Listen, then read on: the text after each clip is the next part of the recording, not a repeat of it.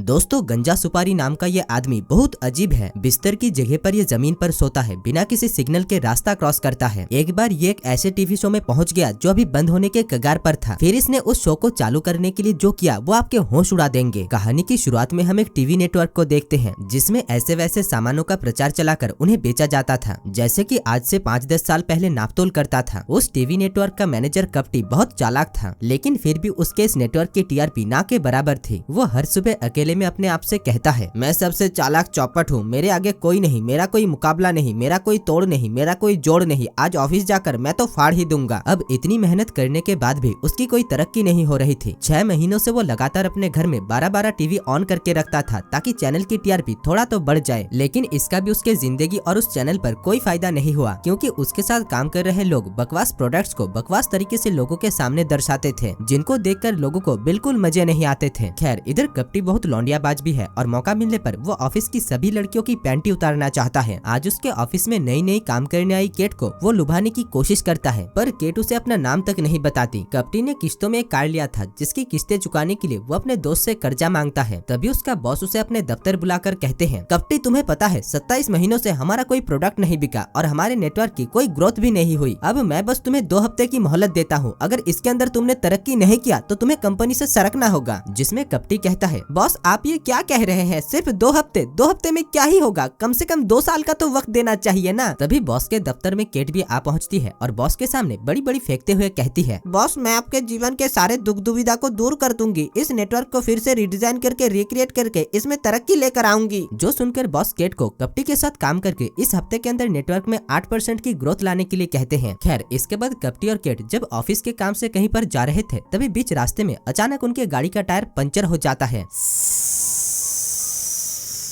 वो दोनों किसी मैकेनिक को बुलाने के लिए कॉल भी लगाते हैं, लेकिन उस जगह पर उन दोनों के फोन में ही नेटवर्क नहीं थी, जिस वजह से कपटी खुद ही कार के टायर को बदलने का फैसला करता है और इस काम में केट भी उसका हाथ बटाती है। वहीं पर ही हम सफेद सलवार कमीज में एक आदमी को देखते हैं जो हाईवे में सूर्य प्रणाम करते करते आगे बढ़ रहा था। तभी पीछे से कुछ बदमाश लड़के उसके सफेद सलवार कमीज में अपना झूठा खाना फेंक कर जाते हैं। इसमें वो आदमी उनके ऊपर गुस्सा होने के बजाय उन्हें शुक्रिया कहता है। इधर वो दोनों जब कार की मरम्मत कर रहे थे, तभी केट की नजर सलवार कमीज पहना हुआ उस आदमी पर जाता है जो सूर्य प्रणाम करते करते उनकी तरफ ही आगे बढ़ रहा था। दूर से वो अजीब सा आदमी उन्हें अपना बत्तीसी और हाथ दिखाते दिखाते कहता है, हेलो 2 इंसानों, क्या आप लोग किसी मुसीबत में हो? कपटी कहता है, नहीं नहीं, हमें कोई मदद नहीं चाहिए। जो सुनने के बाद भी वो आदमी उनकी मदद करने के लिए बिना सिग्नल देखे ही रास्ता क्रॉस कर देता है। इसके बाद वो उन्हें अपना परिचय देते हुए कहता है कि उसका नाम टकला सुपारी है और वो मुफ्त में लोगों की सेवा करता है। कपटी उस आदमी को कोई अगवाकारी समझ रहा था, इसीलिए वो उससे कहता है कि उसे कोई मदद नहीं चाहिए और फिर वो खुद ही गाड़ी को ठीक करने लगता है। टकला सुपारी के बात करने का तरीका बहुत निराला था, इसीलिए केट उसकी बातों से बहुत प्रभावित होती है और उससे ढेर सारे बातों का लेन देन करती है। खैर, इसके बाद जब वो दोनों गाड़ी को ठीक करके वहाँ से निकल रहे थे, तभी गाड़ी पीछे जाकर टकला सुपारी से टकराते टकराते बचता है। इससे उन दोनों को तो कुछ नहीं होता, पर टकला सुपारी वहीं पर ही गिरकर बेहोश हो जाता है। कपटी और केट उसे उठाने और उसे ठीक करने की बहुत कोशिश करते हैं, पर वो बेहोश हो चुका था, इसीलिए वो दोनों उसे पास वाले एक प्राइवेट अस्पताल में पटक देते हैं। इसी बीच रिसेप्शन में जब उनसे ट्रीटमेंट के लिए पैसे मांगा जाता है, तब कपटी कहता है, पैसे? वो अब किस बात का, हमने तो बस इसे सड़क से उठाकर लाया। देखिए, हमारे साथ उस मरीज का कोई रिश्ता नहीं है, हम लोग तो बस इंसानियत को जिंदा रखने के लिए उसे अस्पताल लेकर आए। जिसमें जब वो रिसेप्शनिस्ट नहीं मानती, तब उन्हें पैसे देने ही पड़ते हैं। इसके कुछ देर बाद डॉक्टर उनके पास आकर उन्हें टकला सुपारी की अपडेट देते हैं और कहते हैं कि उन्हें कुछ टेस्ट करने के लिए आज रात टकला सुपारी को अस्पताल में रखना होगा। खैर, आगे ऑफिस में वो दोनों कड़ी मेहनत करते हैं और अच्छे अच्छे डिटर्जेंट की एड चलाते हैं, फिर भी उनके नेटवर्क की टीआरपी 12 से सिर्फ 32 तक ही बढ़ती है। तभी कपटी टीवी में टकले सुपारी को देखता है जो एड कर रही उन औरतों से अपने कपड़े धुलवा रहा था। ये देखकर कपटी की सांसें फूल जाता है। अब क्योंकि वो शो लाइव चल रहा था, इसलिए वो बीच में आकर टकले सुपारी को निकाल नहीं सकता था, जिस वजह से वो कैमरामैन को कैमरे को दूसरी तरफ घुमाने के लिए कहता है और इस मौके का फायदा उठाकर वो लोग टकले सुपारी को वहाँ से निकाल लेते हैं। इसके बाद कपटी टकले सुपारी को अपने दफ्तर ले जाकर उससे कहता है, तेरा दिमाग खराब है क्या, तू क्या ऐसे ही टीवी में कूद जाएगा? अब कपटी जब टकला सुपारी को वहाँ पर डांट रहा था, तभी वहाँ पर केट भी आ पहुँचती है। यहाँ पर टकला सुपारी उन दोनों से कहता है, मैं तो बस तुम दोनों को शुक्रिया कहने आया था क्योंकि तुम दोनों ने मेरे अस्पताल के बिल का भुगतान किया है। तभी बीच में मैंने देखा कि वो दोनों औरतें कपड़े धो रहे थे, तो मैंने सोचा कि मैं भी उनसे अपने कपड़े धुलवा लेता हूँ। जो सब सुनने के बाद कपटी उससे कहता है, ठीक है चल मैं तुझे बाहर का रास्ता दिखा देता हूँ। जो कहकर वो उसे बाहर ले जाने लगता है। तभी केट उससे पूछती है, अच्छा टकला सुपारी, डॉक्टर ने तुम्हें क्या कहा? जिसमें टकला सुपारी कहता है, डॉक्टर ने कहा कि 2 हफ्ते के बाद वो फिर से मेरी चेकअप करेंगे और तब तक मुझे यहीं पर ही कहीं पर रहना होगा। तब केट कहती है, लेकिन इतने दिनों तक तुम रहोगे कहाँ पर? जिसमें टकला सुपारी कहता है, किसी शॉपिंग मॉल में रह लूंगा या फिर किसी रेलवे स्टेशन में, वरना लंगर खाना तो है ही है। ये बात सुनते ही केट कहती है, नहीं तुम लंगर खाना में नहीं सोओगे, तुम मेरे साथ सोओगे। जो कहकर वो उसे अपने साथ रखने की बात बताती है। कपटी केट से प्यार करने लगा था और वो नहीं चाहता था कि कोई अनजान आदमी केट की पिंकी बजाए, इसीलिए वो ना चाहकर भी कहता है कि इन सब के पीछे उसी की गलती है, इसीलिए टकला सुपारी को वो अपने साथ रखेगा। जिसके बाद वो उसे अपने घर लेकर जाता है। टकला सुपारी बहुत डाउन टू अर्थ बंदा था और वो गद्दे पर नहीं बल्कि जमीन पर सोता था, जो देखकर कपटी बहुत हैरान होता है। अगली सुबह कपटी नींद से उठकर देखता है कि टकला सुपारी बाहर आराम से बैठकर नींबू का रस पी रहा था। सुबह उठकर कपटी को अगर 2 घूंट चाय न मिले तो उसका दिन नहीं गुजरता था। टकला सुपारी उसे आज चाय की जगह पर नींबू का रस पीने के लिए कहता है, जिसको पीकर उसे बहुत अच्छा भी लगता है। तभी टकला सुपारी मजाक मजाक में कहता है कि उसने इसमें अपना गर्मा गर्म मूत भी मिला दिया है। जो सुनते ही कपटी नींबू के रस को उल्टी कर देता है। टकला सुपारी के लिए ये तो बस एक मजाक था, लेकिन कपटी की इससे बहुत फटती है। खैर शाम को कपटी टकले सुपारी को घर में बंद करके बॉस के घर में चल रहे एक पार्टी में पहुंचता है, जहां पर बहुत बड़े बड़े अमीर लोग आए हुए थे। इसी बीच उसकी नजर टकले सुपारी पर जाता है, जो सलवार कमीज पहनकर उसके पीछे पीछे उस पार्टी में पहुंच चुका था। कपटी उसे यहाँ से निकालने की बहुत कोशिश करता है, पर वो बाहर जाने के बजाय अंदर जाकर टीवी देखने लगता है। यहाँ पर केट भी मौजूद थी और उसे देखकर वो उसके पास जाकर उसका हालचाल पूछता है। तब तक पार्टी में कुछ लोग कपटी से टकले सुपारी के बारे में पूछने लगते हैं, जिसमें कपटी कहता है कि वो उसका योगा टीचर है। अब टकला सुपारी को राम बाबा की तरह योगा तो आता नहीं था, इसीलिए एक बुढ़े के कहने पर वो उसके सामने बत्ती जलाकर उसे हिप्नोटाइज करता है। जिसके बाद वो उन सभी को जादू दिखाता है और स्कॉट नाम के एक आदमी को उसका घड़ी देने के लिए कहता है। वो घड़ी दरअसल रोलेक्स की है, जिसकी कीमत $10,000 है। टकला सुपारी उसे एक रुमाल के अंदर डालकर उसे एक 12 साइज के जूते से पटक पटक कर मारता है और फिर उसे गायब कर देता है। स्कॉट सोच रहा था कि टकले सुपारी ने उसके $10,000 की घड़ी को उड़ा दी, इसीलिए वो उसे मारने के लिए जाता है। तभी उसकी नजर उसके कलाई पर जाता है, जिसमें अभी वो घड़ी लटकी हुई थी। इसके बाद अगले ही दिन टकला सुपारी जब नंगा होकर समंदर का मजा ले रहा था, तभी कपटी उसके पास आकर कहता है, टकला सुपारी, अगर तुम मेरे टीवी नेटवर्क में आकर कुछ चीजों का प्रचार करोगे तो कितना अच्छा होगा। कल पार्टी में कैसे तुमने इतने सारे लोगों का दिल जीता, वैसे ही दुनिया के हर एक कोने कोने से लोग तुम्हें पसंद करेंगे। जिसमें टकला सुपारी कपटी को उसके साथ नंगा होकर नहाने के लिए कहता है और फिर इस काम के लिए भी तैयार हो जाता है। अगले दिन उसे लड़कियों की तरह मुंह में मेकअप थोपकर कैमरा के सामने बैठा दिया जाता है। उसके सामने एक छोटी सी टीवी में उसका स्पीच लिखा हुआ था, फिर भी टकला सुपारी के मुंह से एक शब्द तक नहीं निकलता। अब थोड़ी देर तक सोच विचार करने के बाद टकला सुपारी वहाँ से उठकर दूसरे सेट में जाता है, जहाँ पर एक औरत अपने मुंह को एक बैटरी से जोड़कर एक फेशियल टोनर का ऐड कर रही थी। दरअसल ये एक ऐसा प्रोडक्ट है जिससे बूढ़ी बूढ़ी औरतों को जवान दिखाया जा सकता है। टकला सुपारी इन सब का मजा लेने के लिए उसे बैटरी के साथ जोड़ देता है और उस औरत की फटकर 464 हो जाती है। इसके बाद वो एक दूसरे सेट में पहुंचता है, जहाँ पर एक चेनसो का ऐड चल रहा था। वो किसी से कुछ पूछे बिना ही सीधा उस चेनसो को उठाकर टेबल को 2 हिस्से में काट देता है, जो करने में उसे बहुत मजा आता है। उधर से कपटी और केट भी ये सब कुछ देख रही थी। अब अपने आंखों से अपनी बर्बादी को देखने के बाद अगले ही दिन उसका बॉस उसके पिछवाड़े में लात मारकर उसे काम से निकाल देते हैं। कपटी जब अपना सामान लेकर वहाँ से निकलने की तैयारी कर रहा था, तभी केट आकर उसे बॉस के पास लेकर जाती है। दरअसल पिछले दिन टकले सुपारी ने जो किया, उससे उनके शो की टीआरपी 8% से सीधा 30% बढ़ गया है। ये जानकर बॉस बहुत खुश होते हैं और उन्हें शाबाशी देते हैं। कपटी के बार बार रिक्वेस्ट करने पर बॉस उसे और कुछ दिनों के लिए काम पर भी रख लेते हैं। उसी रात हम बॉस के घर में स्कॉट को देखते हैं, जो बॉस से कह रहा था, बॉस मुझे आप ये नेटवर्क दीजिए, मैं आपसे वादा करता हूँ 18